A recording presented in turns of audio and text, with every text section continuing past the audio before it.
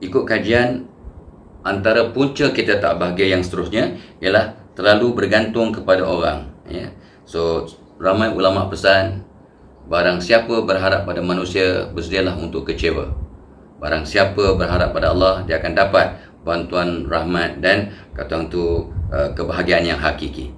Bila kita berharap pada Allah, kita akan dapat kebahagiaan yang hakiki, because we know, ya, Allah akan bagi kita yang terbaik, yang kita perlu, yang baik untuk kita. Kalau kita minta bantu kat orang, banyak pengalaman saya, orang lain ni samalah. Ya, dia bila kita berharap pada manusia, kita mudah kecewa. Ya, kadang berharap pada orang terdekat pun, pada anak-anak pun kadang kita akan kecewa.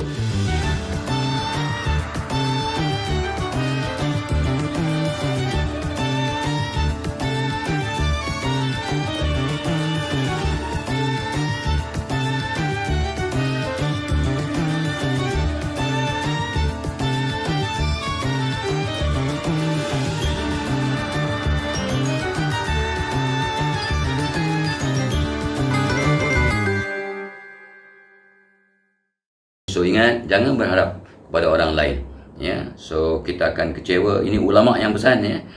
So kita kena bergantung pada Allah dan buatlah setakat yang kita mampu. Tetapi bila kita bantu orang lain untuk selesaikan masalah, Allah akan hantar ramai orang membantu kita. What you give, you get back, ya. So kita berikan bantuan pada orang, ya. Berikan bantuan setakat kita mampu, maka Allah akan hantar orang, ya, berduyun-duyun untuk membantu kita. So kita tak payah berharap kepada manusia, tapi kita membantu ramai manusia, maka Allah akan hantar orang membantu kita, insyaAllah. Two different thing, ya. Kita tak bergantung pada orang, tapi bila kita tolong orang, Allah hantar orang untuk tolong kita. So itu satu perkara yang sangat-sangat murni sebenarnya.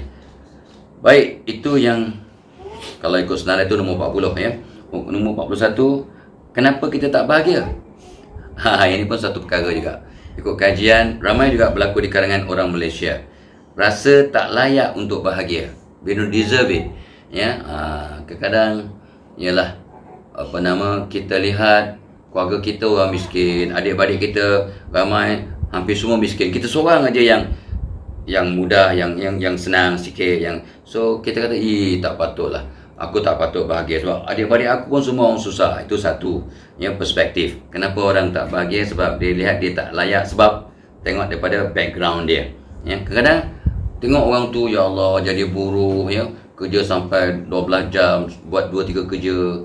Aku, ya Allah, seperti kata seorang penulis lirik, aku daripada kertas kosong, aku tulis lirik, aku dapat 5,000. Orang tu berjam-jam, berbulan kerja, dapat 1,500, ya. 1 bulan kerja 1,500. Aku dalam masa 20 minit ke setengah jam, daripada kertas kosong dengan pen, aku dapat 5,000. Lirik sebuah lagu yang bagus.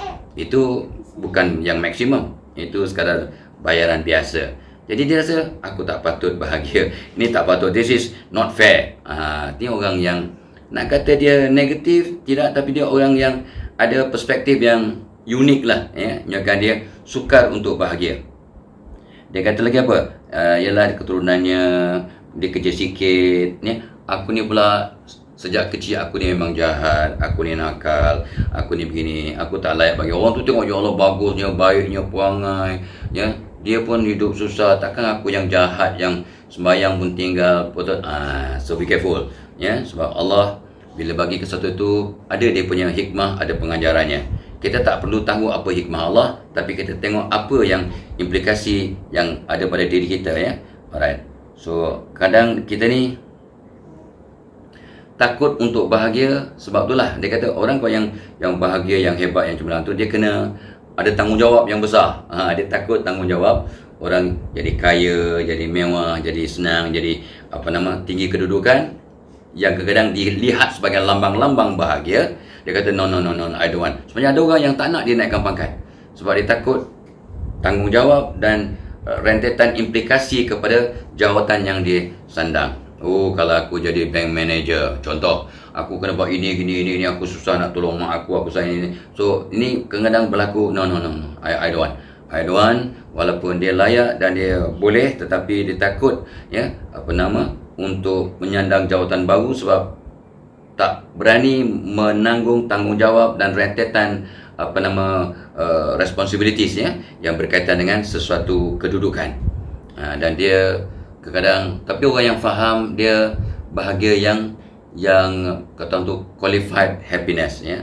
Dia kata aku sekarang dilantik jadi katalah wakil rakyat ataupun pemimpin. Ni jawatan ini bukan satu benda untuk dibanggakan, bukan satu untuk ialah kata untuk dipergunakan untuk kebaikan diri, tapi ini bukan keistimewaan untuk aku jawatan ini sebagai wakil rakyat contoh, tapi ini adalah tanggungjawab, responsibility. So I shouldn't be too elated about it. Ini orang yang hebat. Sebab orang yang faham akan erti tanggungjawab, dia takut menerima satu kedudukan yang tinggi. Sahabat-sahabat Nabi ada yang cuba memohon jawatan untuk jadi governor, jadi pemimpin walaupun dia semua sama-sama sahabat Nabi, semua orang alim, orang hebat, orang pandai, orang baik, tapi barang siapa yang memohon jawatan, Nabi tak kasih. Nabi tak kasih. Tapi orang yang tak minta, Nabi kasih. Dia takut bila dia minta, takut ada rentetan implikasi yang negatif akan berlaku pada orang itu sebab dia memohon, dia beria-ia hendak sangat suatu perkara. Itu berlaku kepada Nabi zaman Nabi. Jadi kita pun kena lihat dan beringat. Tapi dalam konteks kita orang awam, orang biasa, so sebenarnya semua orang layak untuk bahagia, semua orang layak untuk berjaya, semua orang layak untuk dapat apa yang Allah telah tentukan.